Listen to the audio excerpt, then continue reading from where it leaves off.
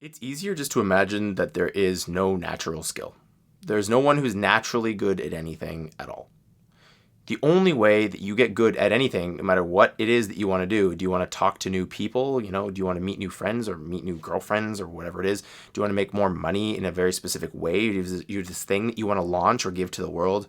Is it a game you want to get better at, right? No one is naturally good at any of these things. The only way that they got good or they will get good at any of these things is putting in insane repetition. So that means doing it 1,000 times, right? It might mean doing it 10,000 times. They say that mastery takes 10,000 hours. I'm not sure where this number came from. I'm not sure what book this came from, but I've heard it a lot, and so it must be true. Kidding. But I'm sure there's some truth to it. So whatever it is that you're starting to do and you're trying to get good at, understand that it's not going to be something that you're just naturally going to move towards and naturally be just immediately acclimatized to, because it takes 1,000 iterations at least. And so just start putting in the reps, and it's okay because failure is part of the process. Like, failure is part of succeeding at whatever it is that you're doing.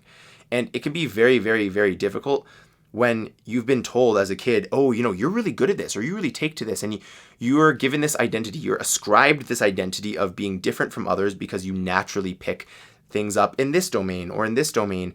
It can be very shocking to the ego when you try something and you're not very good at it, right? And you're just like, you don't take to it quickly. Well, the reality is that no one takes to it quickly. It's just that some people are more engaged when they're putting in the reps.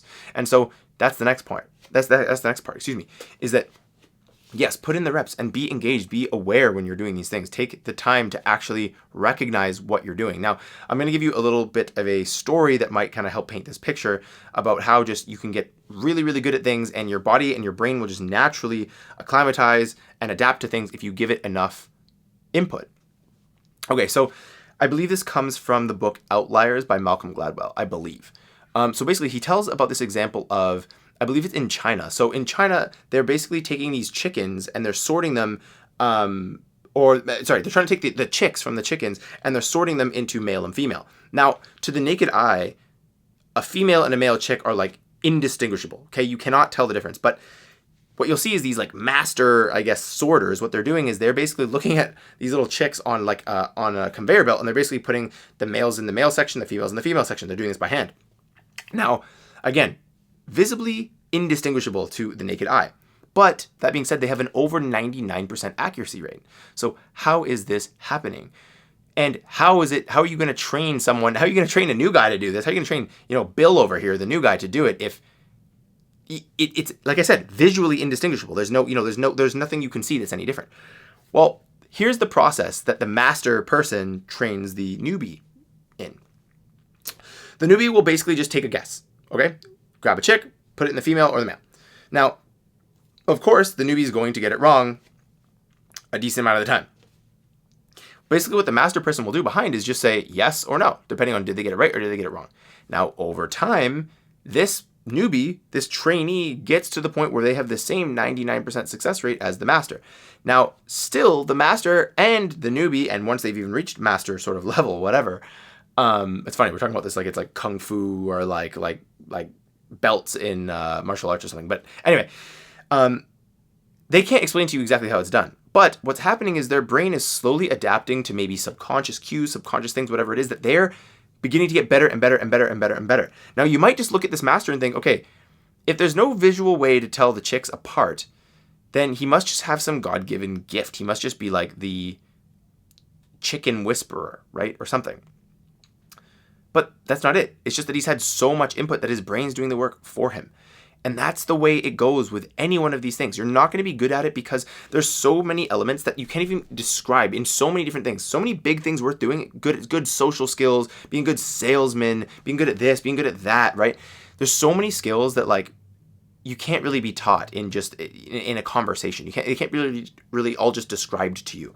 But you'll pick the ones that can be described to you and all the other ones up by doing the repetition, putting yourself in and understanding, okay, just like the newbie who's starting for the first time, part of the process is getting it wrong, right? You get it wrong so that the next time you're more likely to get it right. Like, that's part of the process. And you might be so proud that you think, well, I've done this 10 times now. And, and by the way, I'm saying 10 times, and it could be a big thing, right? It could be starting a company, right? I've tried 10 times and it hasn't worked.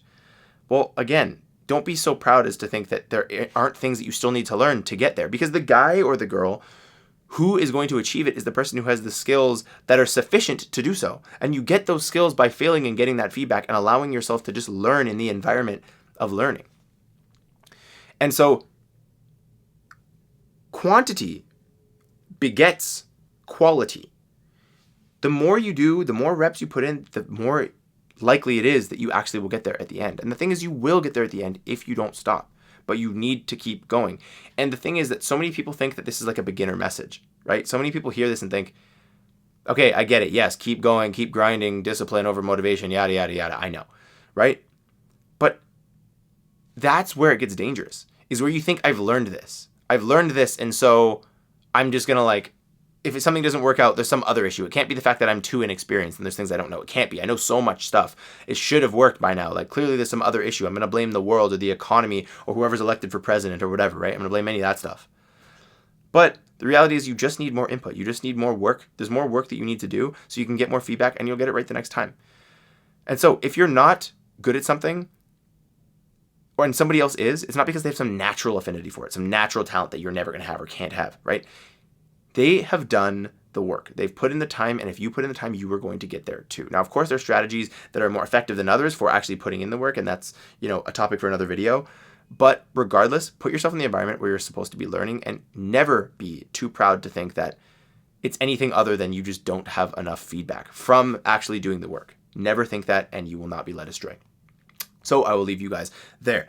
Thank you so much for watching. My name is Spencer with Must Become. Always remember that your potential is your obligation, and so what you can become, you must become.